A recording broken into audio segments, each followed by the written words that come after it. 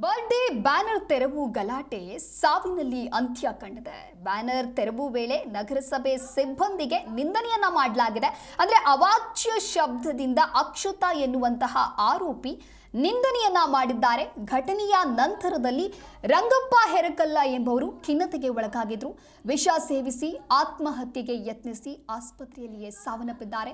ರಂಗಪ್ಪ ಹೆರಕಲ್ಲ ಕುಟುಂಬಸ್ಥರಿಂದ ಗಂಭೀರವಾದಂತಹ ಆರೋಪ ಈಗ ಕೇಳಿಬರ್ತಾ ಇರುವಂತದ್ದು. ಅಂದ್ರೆ ಹುಬ್ಬಳ್ಳಿ ಕಿಮ್ಸ್ ಆಸ್ಪತ್ರೆಯಲ್ಲಿ ರಂಗಪ್ಪ ಚಿಕಿತ್ಸೆಯನ್ನ ಪಡಿತಾ ಇದ್ರು.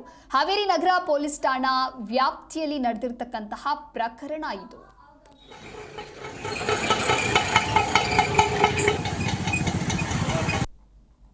ಇವರು ಸ್ವಲ್ಪ ಸಂಸ್ಕರವಾದ ಅಲ್ಲಿ ಕಟೋಟಿಗೆ ಬಂದಂತ ವಿಷಯ ಇದೆಯಲ್ಲ, ಕಟೋಟ್ ತೆಗಿಯಾಕ ಮೇಲಾಧಿಕಾರಿಗಳು ಅವ್ರು ಹೇಳಿದ್ರಿಂದ ಅವರು ಏನಿವತ್ತು ಶಿಕ್ಷಕ ಕೇಸಿದಾರ ಅವರು ಅವಾಚ್ಯ ಶಬ್ದದಿಂದ ಅವ್ರು ನಿಲ್ಲಿಸಿದ್ರು.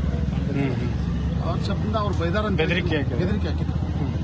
ಅದರಿಂದ ಅವರು ಮನನೊಂದು 15 ದಿವಸ ಆತಿವತ್ತವ್ರು ಮನ್ಯಾಗ ಹಸಿ ಕಟ್ಟವ್ರು.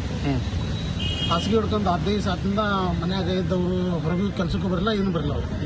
ಅವ್ರಿಗೆ ಬಹಳ ಭಯಭೀತಾಗಿ ಅವರು ಇವತ್ತು ಆತ್ಮಹತ್ಯೆಗೆ ಶರಣಾಗ್ತಾರೆ. ಈಗೇನು ಮಾಡ್ಬೇಕಂತ ಈಗ ಏನಾಗಿದೆ ಅಂತ ಹೇಳಿದ್ರೆ, ಮಕ್ಕಳದವು ಮನೆಯದವು ಎಲ್ಲ ಆದವರು ಅವ್ರಿಗೆ ಬಹಳ ಅಮಾನಿಕರವಾಗಿ ಅವ್ರಿಗೆ ಒಂದು ಜೀವನ ಕಳ್ಕೊಂಡಿದ್ದಾರೆ. ಅದರಿಂದ ನಾವು ಹೇಳೋದಷ್ಟೇ, ಇಂಥ ಪರಿಸ್ಥಿತಿ ಮತ್ತೆ ಯಾರಿಗೆ ಆಗ್ಬಾರ್ದು. ಪೌರ ಕಾರ್ಮಿಕರ ಸಾವಿಗೆ ಕಾರಣ ಅಂತ ಮೊನ್ನೆ ಗಲಾಟೆ ಆಗಿದೆ. 5ನೇ ತಾರೀಕಿಗೆ ಗಲಾಟೆ ಆದಂತ ಪ್ರಕರಣ.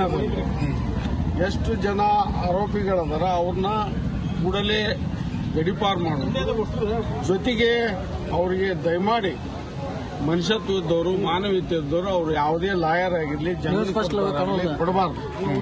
ಯಾಕೆ ಹಿಂಗ್ ಮಾಡಿದ್ನಪ್ಪ ಅಂದ್ರೆ ಕೋರ್ಟ್ ಐತಿ, ಕಚೇರಿ ಐತಿ, ಸಾಕ್ಷಿ ನೋಡ್ತತಿ, ವಸ್ತುಸ್ಥಿತಿ ಏನು ನೋಡುದಲ್ಲ, ಜಾಮೀನ್ ಮೇಲೆ ಹೊರಗೆ ಬಂದಪ್ಪ ಅಂದ್ರೆ ಮತ್ ಬೇಕಾದ ಏನಾರ ಮಾಡ್ಬೇಕು ಅನ್ನೋದನ್ನ ಇಂಥ ಕ್ರಿಮಿಗಳಿಗೆ ಧೈರ್ಯ ಬರ್ತದೆ.